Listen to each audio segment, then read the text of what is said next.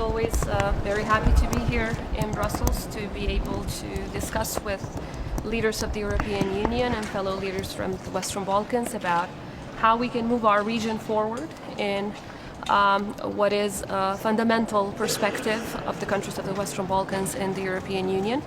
I'm very happy that I represent a country that is at a 100% alignment with every foreign and security policy decision of the EU.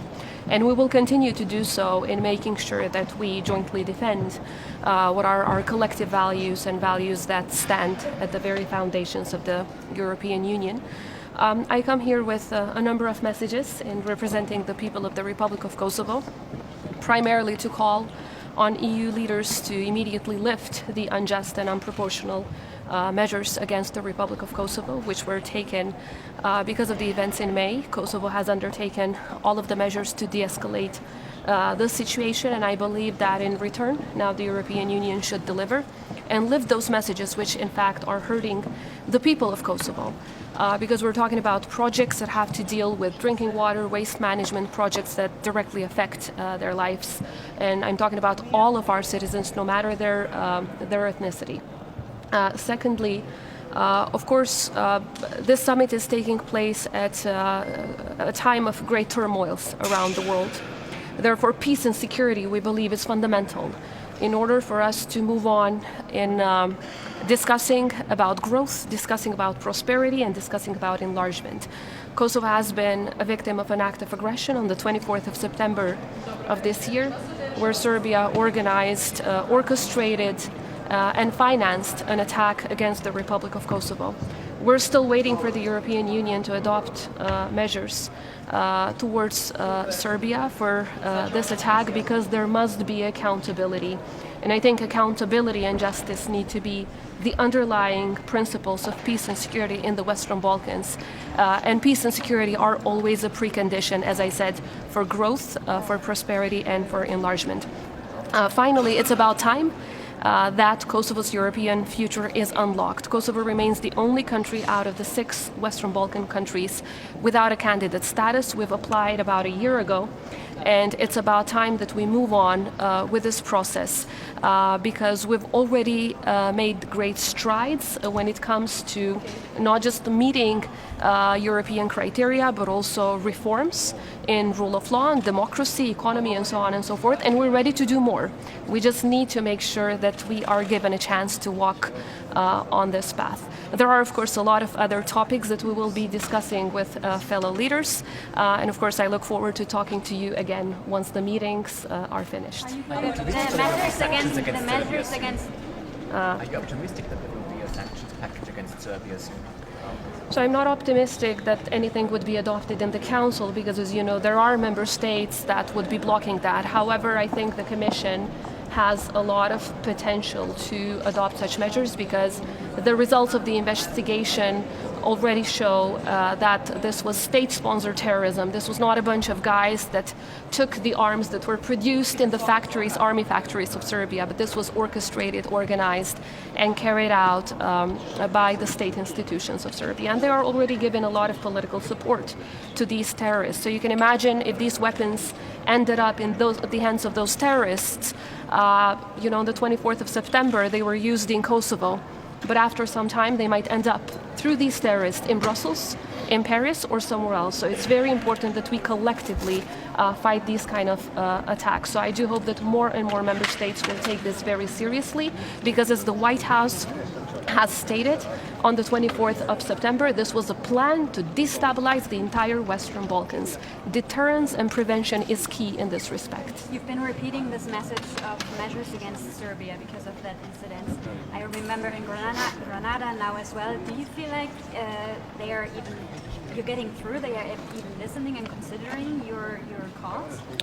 All that I can tell you is that we will not get tired of repeating it, because we're talking about peace and security in the entire Western Balkans. These are very hard-won freedoms for all of us in the Western Balkans that were victims of genocide, war crimes, and crimes against humanity.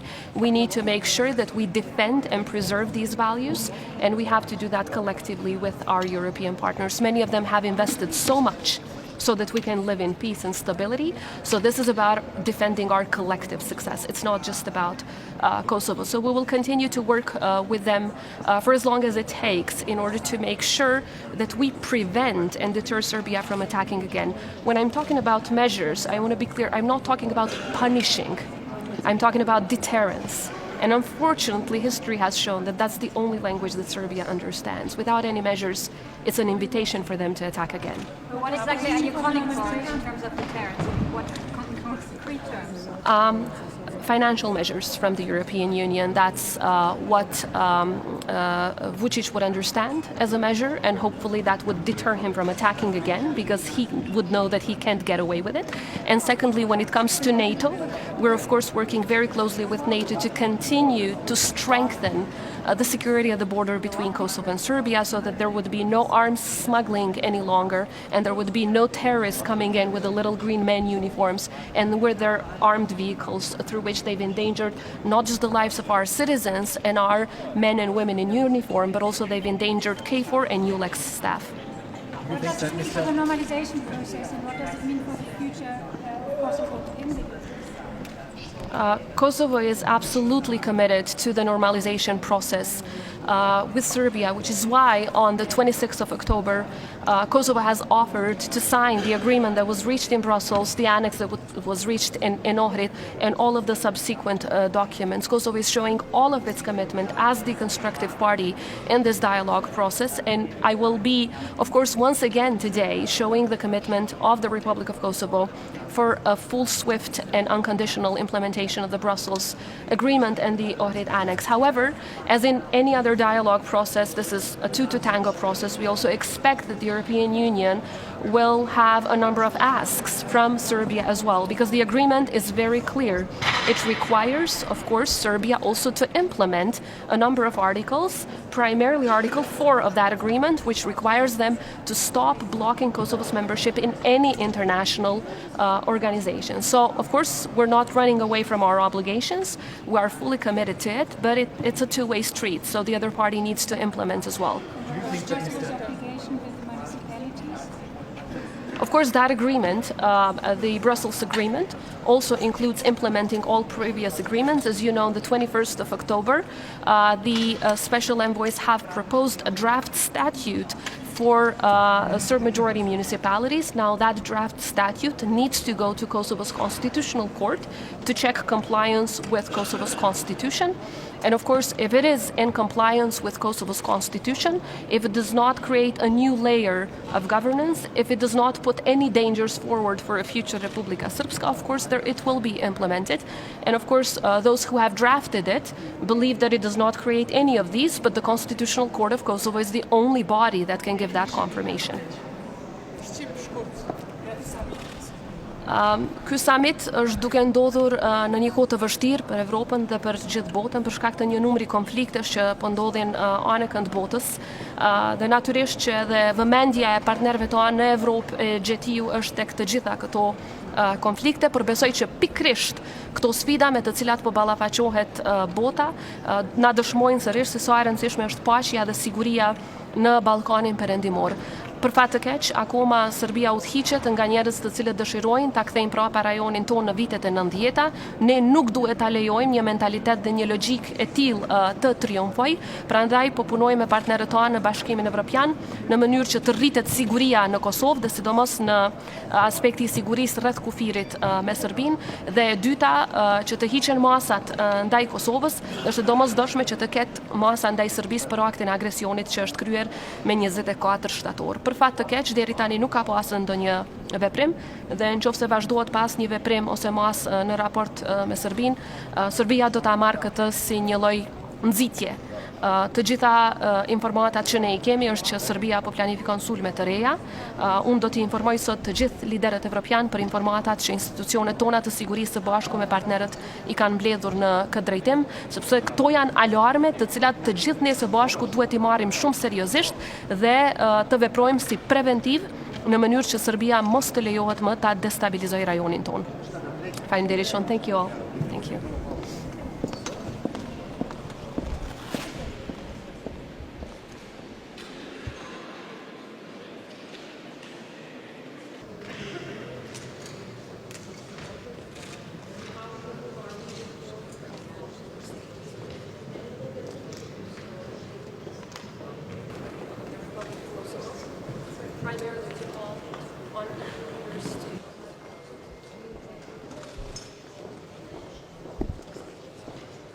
how we can move our region forward in what is to immediately lift the unjust and unproportional measures against the summit is taking place at a time of great turmoils around the world.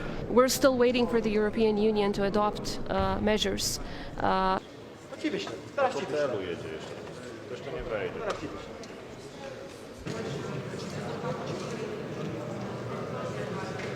NATO to continue to strengthen the security of the border between Kosovo and Serbia, so the normalization process with Serbia, which is why on the 26th of October, Kosovo has offered to sign the agreement that was reached in Brussels, the annex that was reached in requires, of course, Serbia also to implement a number of articles, primarily Article